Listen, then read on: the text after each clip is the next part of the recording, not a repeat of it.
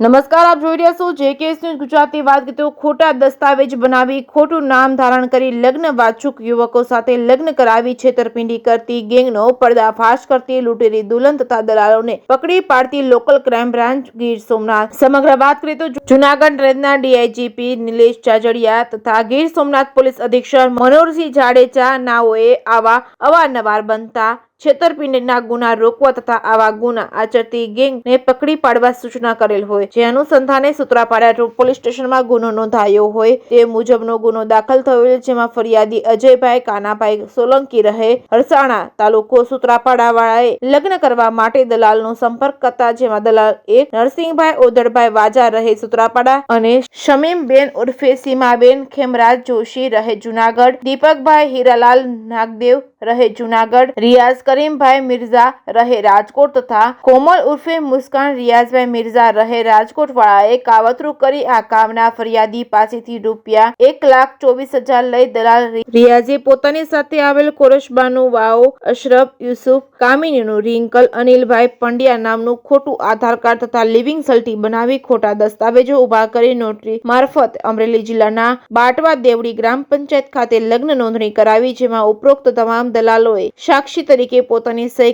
આપેલ અને ત્યારબાદ કોશરબાનુ ફરિયાદીના રણાસા ગામે 10 દિવસ રોકાયા બાદ ફરાર થઈ ગયેલ હોય, તે બાબતે ફરિયાદીએ આ દલાલનો સંપર્ક કરતા તેઓ દ્વારા ખોટા ગુનામાં સંડોવણી દેવાની ધમકી આપી હતી. પોતે આપેલ પૈસા બાબતે કોઈ જવાબ આપેલ નહીં હોય, જે અનુસંધાને LCBના પોલીસ ઇન્સ્પેક્ટર AB જાડેજા તથા પોલીસ સબ ઇન્સ્પેક્ટર AB વોરાના માર્ગદર્શન મુજબ AI રામદેવસિંહ જાડેજા તથા પોલીસ કોન્સ્ટેબલ ભૂપેન્દ્રસિંહ ચાવડા નાઓના ટેકનિકલ એનાલિસિસ તથા ASI લાલજીભાઈ બાંભણિયા તથા નરેન્દ્રભાઈ કછોટ તેમજ વુમન સોર્સ દ્વારા તપાસ કરતા આ ફરાર થયેલ યુવતી કોશરબાનુ ઉર્ફે રિંકલ અનિલભાઈ પંડ્યા રહે વિરમગામ, જિલ્લો અમદાવાદ વાળીને નવસારી ખાતેથી શોધી કાઢી આ છેતરપિંડીમાં મદદગારી કરનાર અન્ય દલાલ કોમલ ઉર્ફે મુસ્કાન રિયાઝ મિર્ઝાને આણંદ ખાતેથી તથા શશ્મીનબેન ઉર્ફે સીમાબેનને જૂનાગઢ ખાતેથી, નરસિંહભાઈ વાજાને સૂત્રાપાડા ખાતેથી શોધી કાઢી આ ગુનાના કામે સૂત્રાપાડા પોલીસ સ્ટેશનમાં સોંપી આપેલ છે. કાયદેસરની કાર્યવાહી કરવામાં આવેલ છે. JK ન્યૂઝ ગુજરાતી સાથે મહેશ વાજા, સોમનાથ. અજયભાઈ પોતે લગ્ન કરવા ઈચ્છુક હોય તો એ પોતાના ગામના નરસિંહભાઈ આદેડભાઈ વાજા જેઓ દલાલ છે તેમનો સંપર્ક કરતા તેઓ તેમને જૂનાગઢ લઈ જઈ બીજા દલાલ દીપકભાઈ, સમીબેન, મુસ્કાનભાઈ અને રિયાઝભાઈનો સંપર્ક કરાવ્યો હતો. ત્યાંથી તેઓ તેમને છોકરી જોવા માટે રાજકોટ લઈ ગયા હતા. ત્યાં તેઓએ રિંકલ અનિલભાઈ પંડ્યા નામની છોકરી બતાવી હતી, જે ફરિયાદીને પસંદ આવી ગઈ હતી, પરંતુ રિંકલે ખોટું નામ ધારણ કર્યું હતું. તેનું મૂળ નામ કૌસરબાનુ છે અને તેઓ અશરફ યુસુફ કાનમીના પત્ની છે. ત્યારબાદ ફરિયાદીએ વિશ્વાસ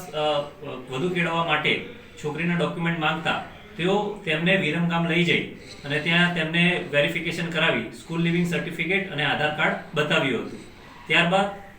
ફરિયાદીને વિશ્વાસ આવી જતા જૂનાગઢ આવી તેઓના લગ્ન કરાવ્યા હતા. સર, આખા ઘટનાક્રમની અંદર જે આ પ્રકરણની અંદર તેઓએ કૌશરબાનુના રિંકલ અનિલભાઈ પંડ્યા તરીકે આધાર કાર્ડ અને સ્કૂલ લિવિંગ સર્ટિફિકેટ બનાવ્યું હતું અને લગ્ન નોંધણી માટે તે ડોક્યુમેન્ટ આપેલા હતા. અત્યારે તપાસનો વિષય છે અને તપાસ એની ચાલુ છે, ત્યારબાદ જ એમાં કંઈક ચોક્કસપણે કહી શકાશે. કુલ 6 આરોપીઓ છે, જે મેં કીધું એ રીતે નરસિંહભાઈ વાજા, નાગદેવ દીપક, સમીબેન ઉર્ફે સીમાબેન વાઇફ ઓફ ખેમરાજ હરિપ્રસાદ, મુસ્કાનબેન, અને જે મુસ્કાનબેન છે તે રિયાઝના વાઇફ છે અને રિયાઝ અને મુસ્કાન આમાં બે મુખ્ય કાવતરું કરવાવાળા. કોશરબાનુ છે તે નવસારીના છે, રિયાઝ જે છે તે રાજકોટનો છે, મુસ્કાન પણ રાજકોટના છે, સમીબેન જૂનાગઢના છે, નાગદેવ દીપકભાઈ તે જૂનાગઢના છે અને નરસિંહભાઈ એ પોતે અહીંયા સૂત્રાપાડાના છે. આપણા સમાજની અંદર લગ્ન એ જે પ્રથા છે લગ્ન એની અંદર સમાજના આગેવાનો સાથે રહીને લગ્ન સંબંધ કરાવતા હોય છે, જેઓ વિશ્વાસુ હોય છે, જેના કારણે સમાજની અંદર થતા લગ્નોની અંદર આ પ્રકારના બનાવો બનવાની શક્યતા ઓછી રહે છે. જ્યારે બીજી રીતે દલાલો થ્રુનો સંપર્ક કરવામાં આવે છે ત્યારે છેતરપિંડીની શક્યતાઓ રહેલી હોય છે. એટલે જ્યારે પણ આવું કરીએ ત્યારે ચોકસાઈ રાખવી જોઈએ અને આવા કોઈ પણ પ્રકારના બનાવ બને અથવા છેતરપિંડી થાય તો પોલીસને ધ્યાને મૂકવું જોઈએ, જેથી અમે આ જ પ્રકારની ચોક્કસપણે આમાં કાર્યવાહી કરીશું.